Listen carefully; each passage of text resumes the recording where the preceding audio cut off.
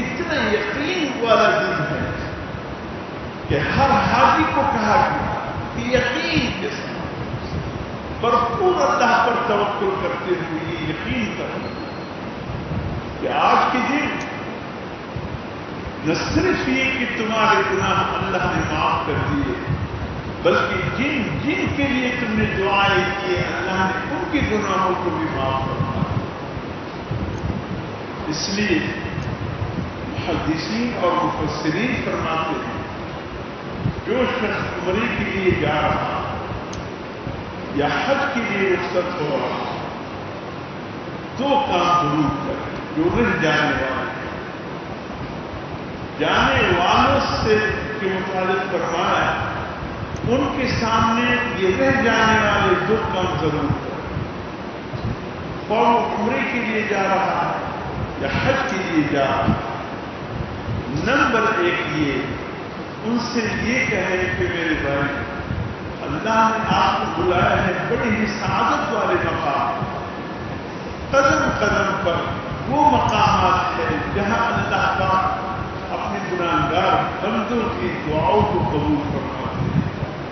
قدم قدم مکے کی چھپے پر ایسے مقامات ہیں۔ اس لیے جب زائر بیت اللہ جدے سے مکے کے نظارے جب شروع ہو جاتے ہیں، بے ساختہ اس کی زمین ایسی سجدوں کے لیے بے قرار ہو جاتی ہے، دل کرتا ہے کہ ابھی گاڑی سے اتر کر یہاں سے درج ہو جائے، آگے چل کر پھر دل میں ایک ایسا موج پیدا ہوتا ہے کہ یہاں اتر کر سجدہ کرو۔ گویا حدود حرم کے باہر بھی، حدود حرم تو اپنی جگہ، حدود حرم کے باہر بھی یہ بیت اللہ کا زائر، یہ مکے کا زائر، یہ بے قرار ہو کر کے ایسی حالت اس کی ہو جاتی ہے کہ قدم قدم پر اللہ کے حضور اپنی جبین کو جھکا دے۔ اسی لیے فرمایا فیہ آیات بینات مقام ابراہیم ومن دخلہ کان آمنا۔ اس مکے میں اللہ کی قدرت کی نشانی ہے، بہت سی قدرت کی نشانی ہے۔ کچھ اللہ نے بتا دیے، کچھ اللہ نے پردے میں کر دیے ہیں، لیکن یہ جو پردے میں ہیں یہ وہی پردے والی اللہ کی قدرت کی نشانیاں ہیں کہ حج عمرے کے لیے جانے والا بے قرار ہو جاتا ہے، مکے کھول کر بے قرار ہو جاتا ہے۔ جب کوئی کہتا ہے یہ ہے وہ حدیبیہ یا وسلم نے چند دن قیام فرمایا، یہاں سجدے کیے، نمازیں پڑھے، دل بے قرار ہو جاتا، کاش پابندی نہ ہوتی تو اتر کرتی، یہاں بھی اس مقام کو بھی اپنے لیے یادگار بنا دیتا اور اس مقام کو اپنے سجدوں کی گواہ بنا لیتا۔ جب کوئی کہتا ہے یہ وہ مسجد ہے جہاں اس وقت میں سب سے پہلے جمعے کی نماز ادا ہوتی، دل بے قرار ہو جاتا۔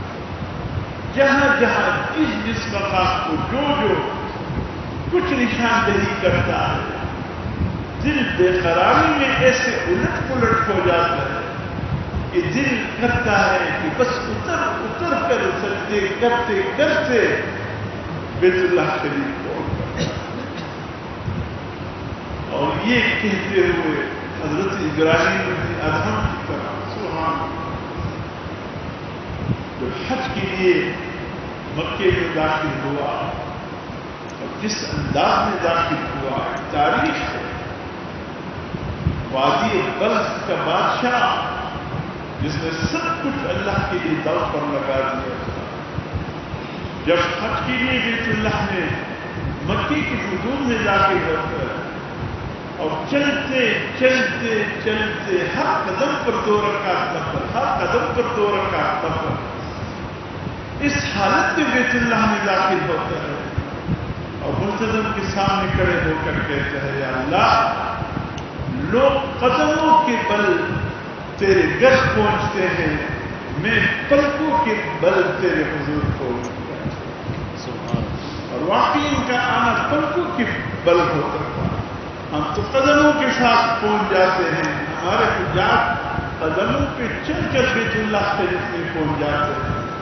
لیکن اس قسم کے اللہ والے وہ قدموں کی بل نہیں پہنچتے تھے, وہ پلکوں کی بل پہنچ جاتے تھے. قدم قدم پر سجدے کرتے کرتے کرتے بیت اللہ کے انتظار کرتے. محبتیں یہ اسی مہینے کی یادگاریں ہیں. آپ کے ایمان کو میں جگانے کی کوشش کر رہا ہوں. کہاں ہم سو گئے, کہاں ہم رہ گئے؟ ہماری دلوں کی تمنا اور تڑپ کہاں چلی گئی؟ ارے جس چیز کے لیے ہمیں تڑپنا چاہیے تھا, بے قرار ہونا چاہیے تھا, وہ چیز کہاں چلی گئی؟ آج دنیا کی معمولی چیزوں پر فریفتہ ہو جاتے ہیں. آج کوئی کردار کا مالک نظر نہیں آ رہا ہے. ہر شخص کے دل میں پیسوں کی تمنا ہے, گاڑیوں کی تمنا ہے, بنگلوں اور کوٹھیوں کی تمنا ہے. ہر شخص اللہ سے مانگتا ہے تو دولت کے انبار مانگتا ہے. ہر شخص کے ہاتھ اٹھتے ہیں کہ اللہ بڑے بڑے بنگلے اور کوٹھیاں دیجیے. اگر ہاتھ اللہ کے حضور اٹھتے ہیں یا اللہ تو بڑی بڑی گاڑیاں دیجیے.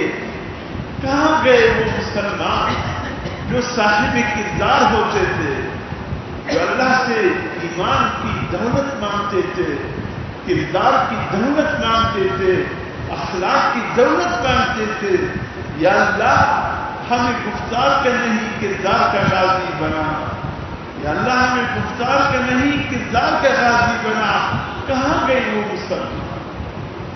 اللہ اکبر, اللہ اکبر.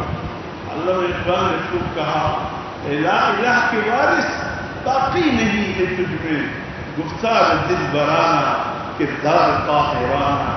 تیری ایک نگاہ سے کامتا تھا جن سینوں میں, کھویا گیا ہے تجھ سے وہ جذبے قلم کرا. کہا دیا تو گفتار کا غازی نہیں تھا, تو کردار کا غازی تھا. لوگ تیری گفتار باتوں کو سن کر متاثر نہیں ہوتے تھے, لوگ تیری کردار کو دیکھ کر متاثر ہوتے تھے. اور تیرے دل میں